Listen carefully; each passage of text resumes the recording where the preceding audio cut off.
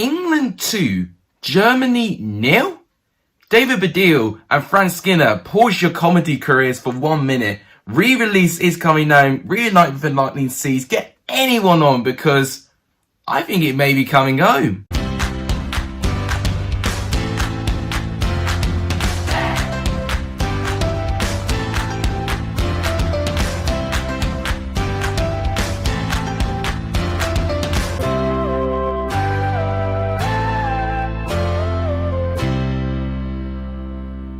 What is up everyone, welcome back to a brand new video on the channel. Today's my reaction on England 2, Germany 0. I cannot believe I'm saying those words because I was really not confident. I really wasn't, especially when I looked at the starting 11.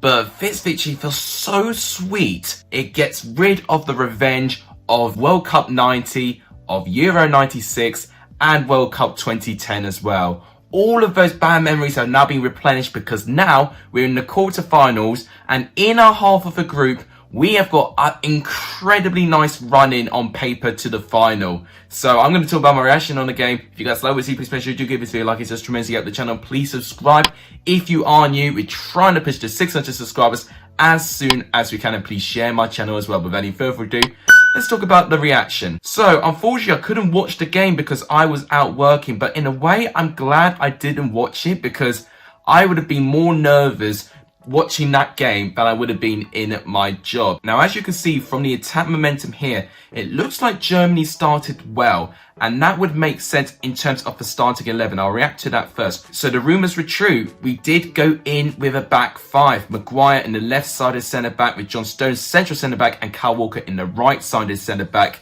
Luke Shaw and Kieran Trippier returning to the squad as the wing-backs. We stuck with Rice and Phillips, which I don't think a lot of people were happy with. But the front three, I think, threw a bit of a surprise. I mean, I think people expected Sterling to keep his place. Same with Kane. But I don't think they expected Saka to still be there. I think a lot of people thought Foden was going to start. But I actually thought, you know, it was very brave for Southgate to keep Saka in. It was definitely the fans' choice. But I think a lot of people wanted Grealish in over Sterling. And we'll talk about Grealish's role in a minute. Looking at that Germany squad, you know, there's not been too many changes. Of course, we expected a back five. They've been using it throughout the whole tournament. Rudiger, Hummels, Ginter, Kimmich and Gosens, the same back five. They had Goretzka in this time, along with Toni Kroos, which was very interesting. So they tweaked the attacking formation a little bit. They had Müller and Havertz not going up front, and Timo Werner starting right on top. Which I think, if I saw that Germany squad, I actually would have thought, we might have a chance here, because Timo Werner's only had 40 minutes of this entire tournament. Havertz is the top goal scorer for Germany, so I was expecting Havertz to start up top. So the fact he was playing a bit more behind was a little bit interesting from Love. And then maybe that was probably his biggest mistake, really, just how to approach the attacking point of that game. Now, looking at the attack momentum, just to reiterate, Germany looks like that they started quite well. But look at this big spell here from England. We eventually took control. I think what Germany did, I think Germany tried to get more of the ball and definitely try and gain a better chances. But I just think they had a bit of fatigue. And one thing that you notice, every team from Group F in the Group of Death have now been eliminated from Euro 2020. I think playing those 3 games, just to kind of stress, but also how strenuous I think playing those 3 games were. I think it's tired the squad. I think the fact that England did kind of play 3 pretty good teams on paper in that group, but also in the style that we're playing, I think it's almost like we had an extra gear to go to change to. Rather than Germany going into 5th gear, but not quite giving to their best, it was clear to me that I think this Germany side were just a little bit tired. Now, England had a good bit of spell there and a good bit of control. Neuer forced a brilliant save actually in the first half, and actually we came antagonisingly close in 2 incidences in that first half. One chance falling for Kane, but Hummels doing a heroic clearance to deny Kane from an easy tap in that first half. And then in the end of the first half, nothing really happened. It was very close to the momentum. Second half, as per usual, Germany looked like they started the half. Havertz had an incredible chance, brilliant strike. But a huge man of a match performance for me has got to go to Jordan Pickford. He was absolutely incredible. I will do player ratings very soon. But then England started to creep back into this. But then all of a sudden, bang, look at this big spike. And that was when Sterling scored his goal. You have to say it was brilliantly done. And Jack Grealish was the difference. He gave the ball to Luke Shaw, and Luke Shaw whipped across to find Sterling, and that made it 1-0. Now, I tell you what, of course, Germany had that spell here, and that was when Müller over here ran one-on-one with Pickford, and I thought, oh no. But then he missed. I saw the chance, and I knew it was a big chance. My manager was watching the game, and he let out a big scream saying Germany nearly scored. I'm like, don't speak to me. Let me do my work. I don't want to be distracted by England, Germany. When I heard it was 2-0, I knew I could work and I could be really, really calm and actually very, very happy as well. So I knew when I was going home, I was going to really, really celebrate. But obviously, England had their final big stick of momentum, and that was Harry Kane's goal. Brilliant cross by Grealish, and Kane to tap it in to make it 2-0. We kept a clean sheet, but also won by 2 goals against Germany. That does not happen often. You know, Germany only lost to France in the lead up to this game. So right now, I am incredibly proud of this England squad. Now, a lot of people have their critics. A lot of people criticize Southgate for his team selection and his style of football. And guaranteed, the style of football is not going to be everyone's cup of tea. But I think what we saw against a really good side like Germany, which, yes, I think they didn't turn up. But I think you've also got to look at this now. There's no coincidence now. You know, we beat a really good Czech Republic side, building up momentum. And actually, our win against Czech Republic doesn't look that bad now, knowing what they've just done to Netherlands. I think you've got to look at this saying, our negative style is actually making the opposition struggle.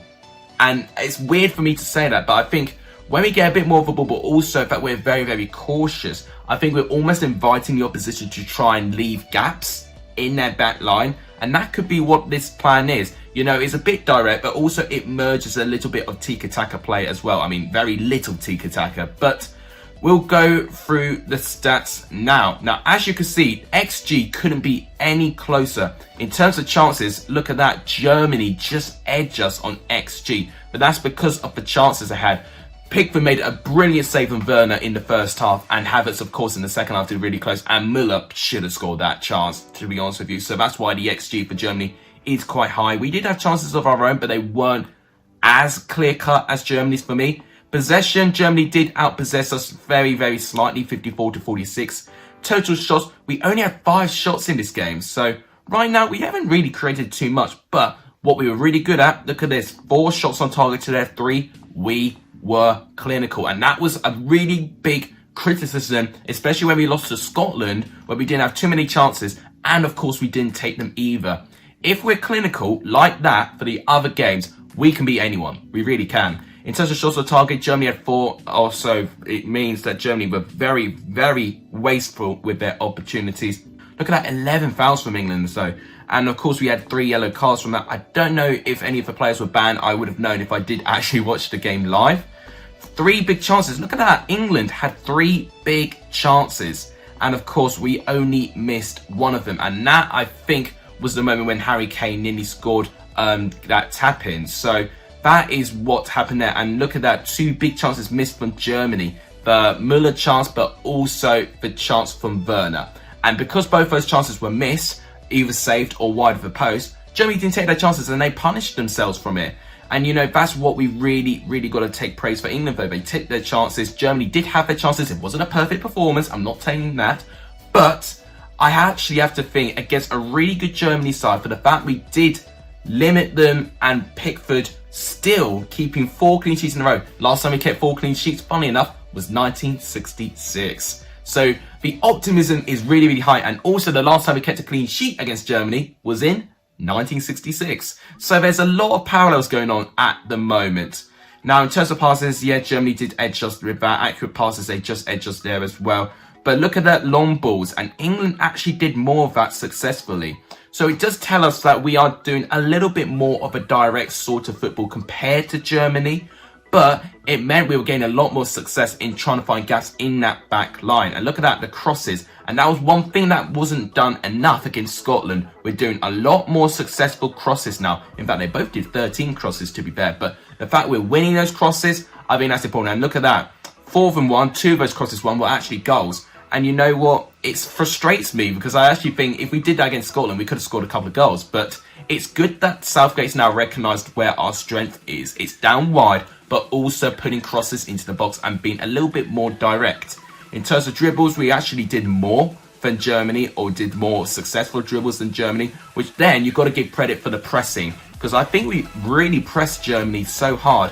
I just want to pay attention to this. 3 goalkeeper saves. Pickford has done unbelievably well in goal, and I would definitely rate him a high rating when I do my man of the match.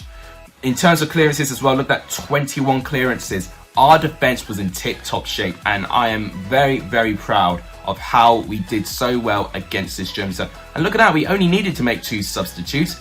Grealish for Saka, Henderson for Rice. Germany had 4, and it really didn't work out for them. So let's see, it put Gnabry on in the 68th minute, which I'm a bit surprised Gnabry didn't start, to be honest, unless he was carrying an injury.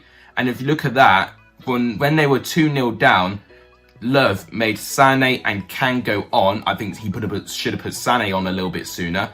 But also, Musiala on for Müller. Really? I mean, I'm a bit puzzled about Love's substitutions. But we'll go on to the rating now. Let's go Jordan Pickford in goal first. I think for me, he's got to be, I think, a 9. A 9 out of 10. Keeping a clean sheet against Germany, and some of the chances that Germany had were unbelievable. That Havertz chance especially. A really, really good fingertip save there. So for me, Jordan Pickford gets a 9. Harry Maguire, for me, he's going to get an 8.5. I actually think his defensive performance was great. Look at his heat map as well. Very, very heated in that half. But you know what? He doesn't get dragged back too quickly. And I think for the fact he does keep his position very, very well, it means if any time Germany were to counter, or if Germany were trying to use their pace to get in from behind, Maguire would stay there like a brick wall and just stop by pressing or a heroic tackle. And you've got to give Maguire a lot of credit there. With John Stones, I think he did all right. I'm going to give him 7. Look, as you can see, definitely a bit more of an active centre-back than Harry Maguire was, since he didn't have too many heated areas.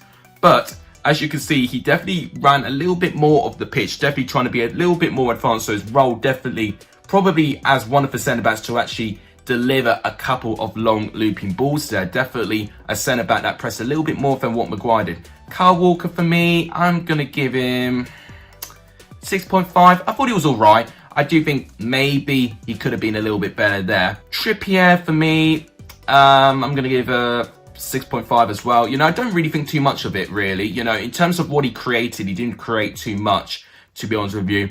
Luke Shaw, I'm going to give an 8 for the assist for the Raheem Sterling goal. And honestly, for the fact that he actually did create a lot going forward as well, in the first half as well, to keep that consistency for the whole 90 minutes, he's got to get at least an 8. I thought he is going to be up there with man of the match as well. Declan Rice, of course, he got that yellow card near the beginning of the game, and I think Kyle Walker saved him out. He could have got a red card. I'm going to give him 6, maybe. Not his best game. Calvin Phillips, once again, he did one really good pass to set up a chance, but apart from that, I thought it was a bit quiet again. I'm going to give Calvin Phillips 5.5. You know, I say 5 is average, so I say Phillips just does over average. Now to the front three. Saka had a quiet game, but I think that's what Germany were prepared with. I think the back three of Rudiger, Hummels and Ginter definitely did prepare that for him. I wouldn't say most of it was his fault, though. I'm going to say 5.5. Sterling for that goal. I mean, he's our top goal scorer in England, and I think he's definitely proven a lot of people wrong with this tournament. So I'm going to say 8.5. And Harry Kane, Sterling and Kane weren't too great until Grealish came on. I think when Grealish came on and he started attacking players, really, really pushing forward, it almost made everyone better. So for Kane, I'm going to give him a 7.5, I think, for his goal. Grealish, for me, has got to get a 9. So he'll be joint man of the match with Jordan Pickford as well. Grealish and Pickford, for me, were the two heroics. Pickford for the defence, Grealish for the attack. And honestly, when you've got two parts of the football pitch master, the defence and the attack, you seem invincible and you think you can beat anyone. Now, in terms of England's chances, we are obviously now playing against Ukraine. Ukraine got a very, very late goal against Sweden. And if we win Ukraine, we will play either Czech Republic or Denmark. Now, Denmark might be a tough one. We had played Denmark quite recently before and we did lose to Denmark. So Denmark probably realistically may be the one team that could definitely challenge England. But on paper with our squads, we should be beating Czech Republic, Denmark, Ukraine easily. And not to sound very, very overconfident, but that's from our squad, that's from our setup. And if we could do that to Germany, and if we could do that to a Czech Republic side who of course beat Netherlands recently, then I think we can beat anyone. You know, whether, if we do make it to the final, whether it's Belgium, Italy, Spain, heck, maybe even Switzerland, who knows? But for me, I think England have got the best chance possible. Quarter-final game is going to be the only game not at Wembley. And I think for me, what actually gave England the edge was the fans. Apart from the very beginning of the game, they were absolutely unbelievable. Cheering England on, really making it tough for Germany to cope. And they were absolutely with England to the full 90 minutes. They were well up for this game. Now, we are going to be away from Wembley in our quarter-final game. But if we do get through against Ukraine, the semi-final and the final are both being played at Wembley. And I can't stress this enough, England need to use that to their advantage. They did so in their group stage games. They did so against Germany. That is going to be the way we can win it. You know, if we were away from Wembley, I would say England could be a lot more exposed and they'll definitely find it a lot more difficult. But I think having the fans in Wembley and the home ground has made it even more of a difference than I think a lot of people have realised. So, obviously, I would start Grealish. Saka, not too sure about, but Kane and probably Sterling actually needs to stay on. Maybe put Sterling on the right. Then Rice and then maybe Phillips will need to stay. In fact, that defence I'm perfectly happy with. It's only the attack I probably would want to change, because even that, we only had 5 shots. So definitely want to create a little bit more, but I don't care. We got the win. We were clinical. We beat Germany. We've got a really strong chance to make it to the final now. It's all about consistency now. And England need to know that, you know, the fans are going to be with them all the way. They've got a lot of pressure on their hands, but if they deliver, they would definitely write history for the right reasons. And I will be alive, and you guys will be alive to be able to witness England win their next trophy after the 1966 World Cup. I mean, that history in itself is incredible. So we could be seeing something special coming very, very soon. But that'll wrap it up for my reaction. If you guys liked it, please make sure to give this video a like. It does tremendously help. Please subscribe if you're new. It does really, really help. And please share this channel to as many people as you can. Although it would really make my day. But thank you guys so much for watching. You guys are legendary for Sony in this video. And as always, take care, everyone.